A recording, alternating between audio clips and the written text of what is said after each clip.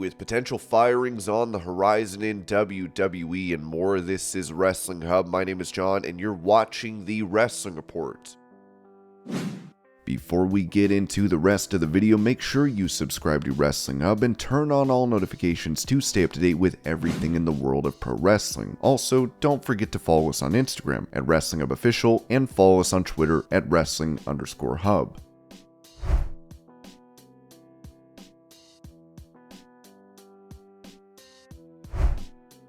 Former NXT Women's Champion Roxanne Perez talked about being included in the WWE 2K23 video game, as she told Fightful. So they did do scans, but they told us, hey, we don't know for sure if you're going to be in the game, but just do a scan in case. So I was like, all right, hopefully I'm in the game. And then I saw the announcement, I was like, this is insane. I did a press conference and I was able to play the game as myself for the first time. I literally almost started crying because I was like, this is insane to see myself in a WWE video game. Games I used to play growing up as a kid non-stop. It's insane.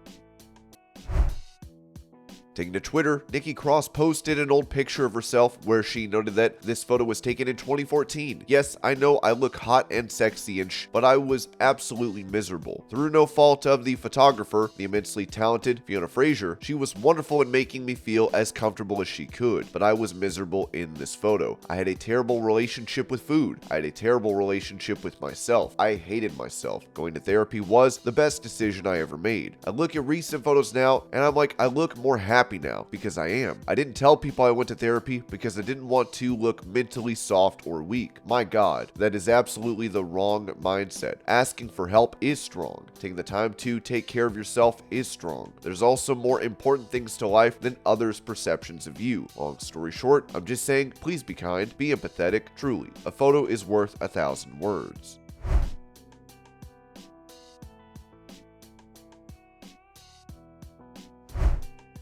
With former NXT star Roderick Strong recently making his AEW debut on Dynamite, this was said by PW Insider about why WWE never mentioned his departure. For those who are asking how AEW pulled off the surprise debut of former NXT star Roderick Strong earlier this week, this is the basic timeline PWInsider.com has been able to put together. Strong's WWE deal actually expired in November of last year. Since WWE does not announce NXT departures, and it wasn't a release but a contract ending, it flew under the radar. The debut was timed for after Adam Cole's return and locally in Florida, where he lives, to prevent Strong from being spotted traveling.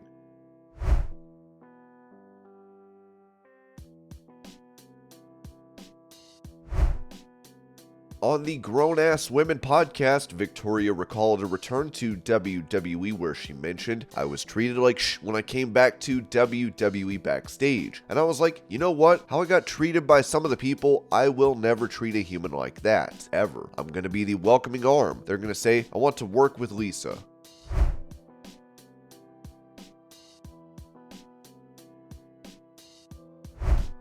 Speaking about never being a part of the NWO and WCW, Booker T said on his Hall of Fame podcast, I don't think I would have ever been a world champion had I joined the NWO. I wouldn't have achieved that status if I was a part of that group. I thought being a solo act was my route to get to the next level, going out and performing at the highest level and being more focused than anything.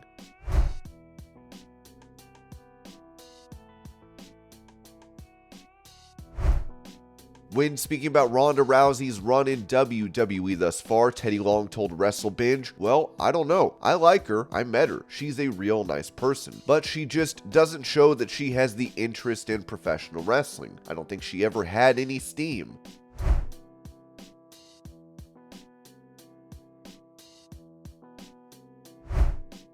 Talking about CM Punk's recent visit to WWE and if talent should be banned from being at the competition's events, Jim Cornette said on his Drive-Thru podcast, here's the thing, it only happens with Tony Khan's guys, because they know nothing's going to happen bad, or if they're wanting to get fired, they do other things to try and get fired. He won't fire them, or they just don't give a or they do it on purpose to say, hey, remember me? I'm over here. You're not paying attention to me when I'm around, but when I'm here at the other place, maybe this will get your attention. It's all of those things.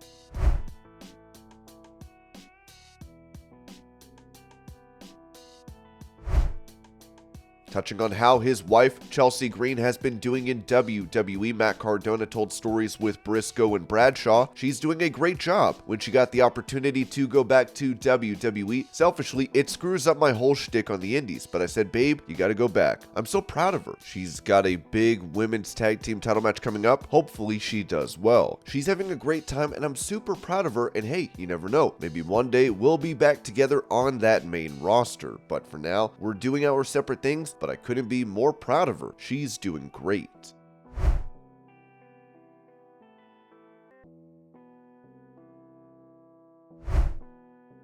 Explaining why a former WWE champion is not scheduled to be drafted, Sean Ross Sapp noted that Jinder Mahal is considered full-time as an NXT talent now and was not included in the draft pool.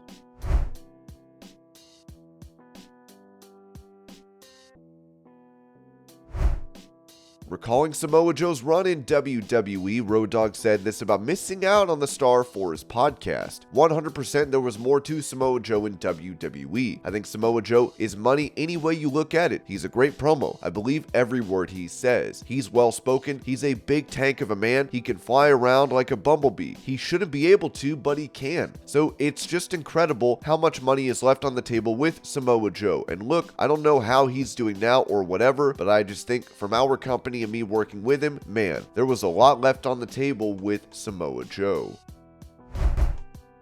During an interview with Web Sportiva, Sari revealed that she turned down an offer to extend her contract with WWE, saying, I didn't fight on the main roster, but I felt that I had learned enough in WWE. I was able to absorb the spirit of entertainment that I had been missing. There was talk of renewing the contract, but I wanted to do wrestling that I believed in, and at 27 years old, I was at my most physically active, so I thought, I will regret if I don't do the wrestling I have wanted to do for a long time now. I think I have absorbed many things in my own way in WWE, and no matter what anyone says, I have no regrets about going to America. I think that everything I have learned in the past 2 years has been positive, and I want to show everyone a new, more powerful Sari.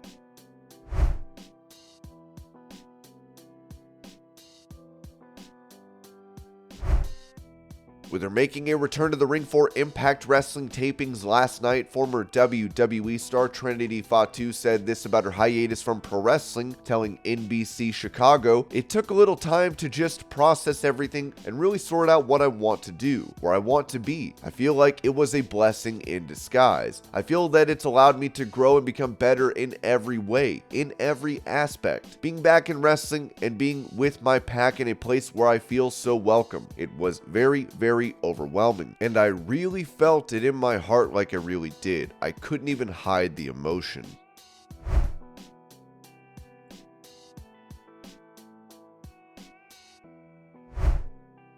When it comes to the main event of next year's WrestleMania, this was reported. A rematch between Roman Reigns and Cody Rhodes is on the table for WWE WrestleMania 40, Give Me Sport has learned. In an exclusive interview with Give Me Sport, WrestleVotes explains that the main event of WrestleMania next year might end up being the exact same as the closing match to this year's show. A lot could change, with the show still 11 months away, but Rhodes vs. Reigns 2 is something that Triple H is considering for the 40th WrestleMania event.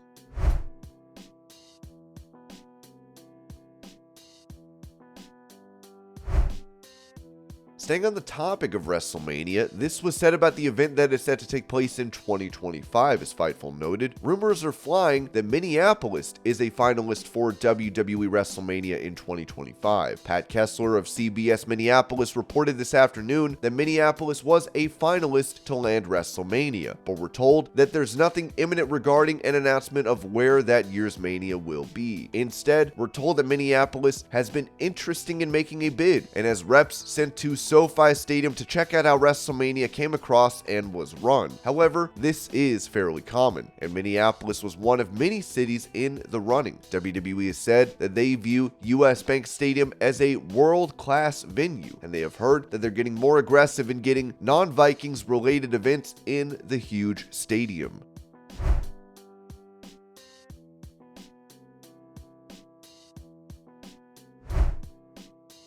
With the draft taking place, those not involved could be let go from the company, as Boozer666 reported that few names that won't be part of the draft might come to a release on agreement. There will be some filtering out on all levels of the company. Don't let journos fool you into doomsday again. It's normal, but it is definitely sad. Life moves on.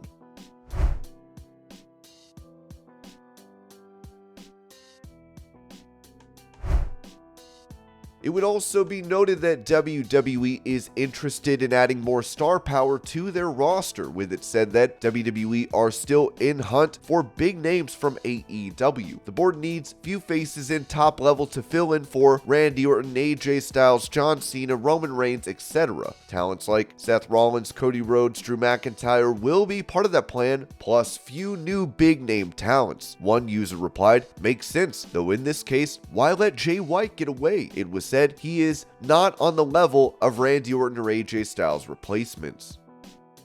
And this was your pro wrestling news update. I hope you're all having a great day. Thank you so much for watching, and I'll see y'all later.